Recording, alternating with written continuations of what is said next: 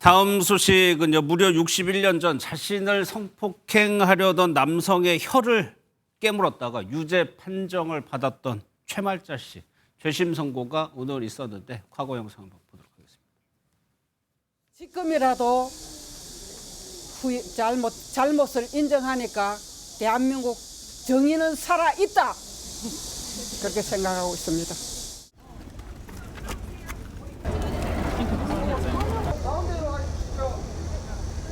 최말자는 무죄를 받았다.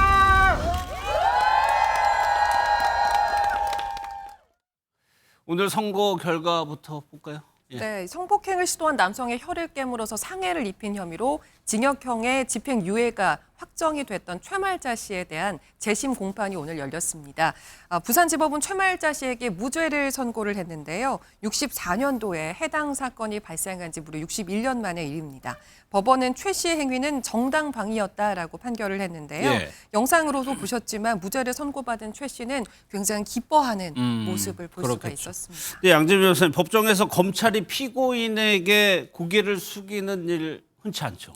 흔치 않죠. 예. 왜냐하면 사실 이제 검찰의 입장은 피고인을 처벌해달라라고 강력하게 이야기를 하는 입장이니까 이렇게 고개를 숙이면서 그때 당시에 굉장히 좀 미안했다 내지는 무죄다라고 이야기를 하는 경우는 굉장히 흔치 않죠. 말씀해주신 것처럼 검찰이 직접 최말자 씨에게 고개를 숙였습니다. 피해자를 범죄로부터 보호를 해야 됐지만 검찰이 당시에는 그러지 못했다라면서 이렇게 직접 고개를 숙여서 진심 어린 사과를 전하기도 했고요. 예. 이미 검찰에서 이 재심 결심 공판에서 무죄를 구형을 했기 때문에 그렇죠. 사실 법원의 판단이 이렇게 나올 것은 어느 정도 예견이 됐던 부분이 있었고요. 61년 만에 무죄를 인정받았기 때문에 저렇게 감격스러운 감정을 밝히기도 했습니다. 예. 서준 변호사님, 61년 전의 사건을 다시 한번 좀 복기를 해봐야 될 것 같아요. 어떤 사건? 네, 1964년에 있었던 일입니다. 당시에 18살이었던 최말자 씨는 자기 집에서 친구들과 놀고 있었는데 예. 이웃 마을에 살던 노모 씨, 21살 노모 씨가 이 집으로 찾아옵니다. 그리고는 할 말이 있다면서 계속 만남을 요구했었고 여기에 최 씨가 만날 필요가 없다라며 거절을 했지만 끈질기게 버텼다고 합니다. 이후에 노 씨가 그러면 길이라도 알려달라라고 해서 어쩔 수 없이 이제 최 씨는 노 씨와 함께 집에서 100m 정도 떨어진 거리까지 큰 길까지 걸어 나왔다라고 하는데 예. 그때 갑자기 이제 노 씨가 이 피해자 최 씨에게 강제로 입맞춤을 시도를 했고 여기에 이제 최 씨가 저항을 하면서 예. 가해자 노 씨의 혀를 1.5cm 정도 절단을 하는 사건이었습니다. 예. 여기서 이제 문제가 발생하는데 법원이 이상하게 판단을 했죠. 그렇죠. 당시에 이제 정당방위에 해당하지 않는다라고 판단을 예. 하면서 중상해죄 유죄 판단을 했고요. 징역 10월에 집행유예 2년을 선고를 했습니다. 당시에 노 씨와 최 씨의 진술이 엇갈리던 상황이었거든요. 노 씨의 경우에는 최 씨가 입맞춤에 순순히 응했고 정신 차려보니까 내 혀가 절단돼 있었다라고 주장을 하는 상황이었고 최 씨는 그게 아니라 성폭행할 목적을 가지고 강제적으로 입맞춤을 시도한 것이었고 나는 이것에 저항하기 위해서 정당방위를 행사했을 뿐이다라고 의견이 대립을 하는 상황이었는데 법원이 결국에는 이 노 씨의 손을 들어주면서 예. 최 씨에게 결국에는 징역 10월 집행유예 2년이라는 선고가 됐고요. 이것이 그대로 확정이 됐던 상황입니다. 예. 이것이 어떻게 보면 당시의 시대상을 보여주는 건데 집행유예를 선고하면서 왜 그랬는지를 법원이 설명한 대목이요. 그렇죠. 지금은 감히 상상할 수 없는 그런 부분이라고 생각이 되는데요. 당시에 법원이 이렇게 이야기를 했습니다.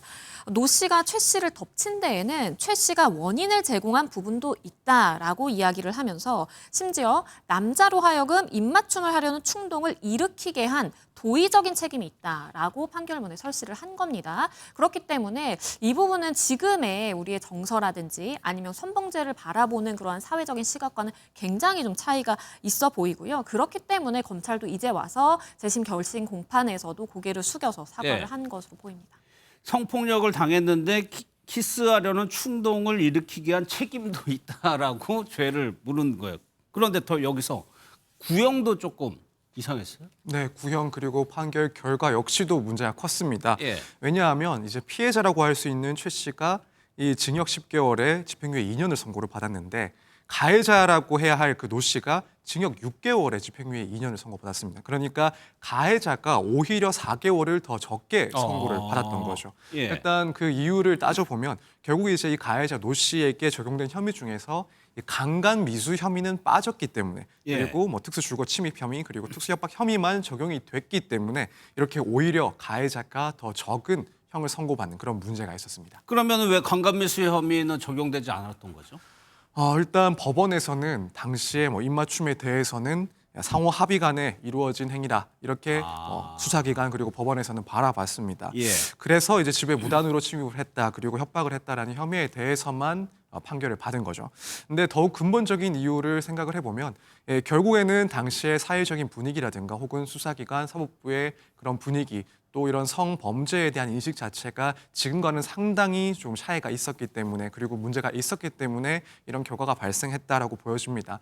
일단 뭐 강간과 같은 그런 범죄에 대해서는 폭행, 협박이 뭐 상당히 이제 강한 정도가 인정이 돼야 되긴 하는데 뭐 지금도 물론 그렇긴 합니다만 그때는 뭐 정말 말 그대로 저항할 수가 없을 만큼의 폭행이나 협박이 없었다라고 한다면 예. 강간 시도라고 보지 않는 그런 판단이 상당히 강했습니다. 그런 기준이 너무 컸기 때문에 결국에는 이제 이 강간 혐의 자체가 문제가 되지 않았던 거고 사실 뭐 사회적으로 봤을 때도 그때 당시에는 결국 이제 여성의 그런 성적 자기 결정권을 존중하는 그런 분위기가 아니었기 때문에 예. 이런 점에 있어서도 판결이 상당히 영향을 받은 그런 문제가 있지 않았나 이렇게 생각이 됩니다. 그런데 그 이후에 유사한 사건이 또 일어나고 그 당시에 영화로까지 제작이 됐었어요. 맞습니다. 1990년에 개봉한 단지 그대가 여자라는 이유만으로라는 작품인데요. 이 작품은 88년도에 일어난 이 변월수 혀 절단 사건을 모티브로 해서 만들어진 작품입니다.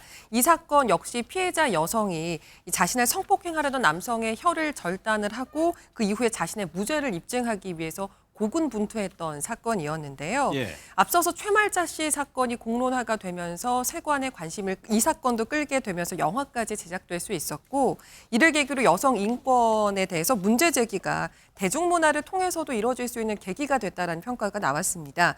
특히나 이 최 씨 사건의 경우에는 정당방위가 인정되지 않은 대표적인 사례로 형법학 교과서에 실리기도 했는데요. 이제 이번에 재심이 나왔으니까 이 부분도 개정이 되게 되겠네요. 예. 다행히 무죄로 마무리가 됐습니다.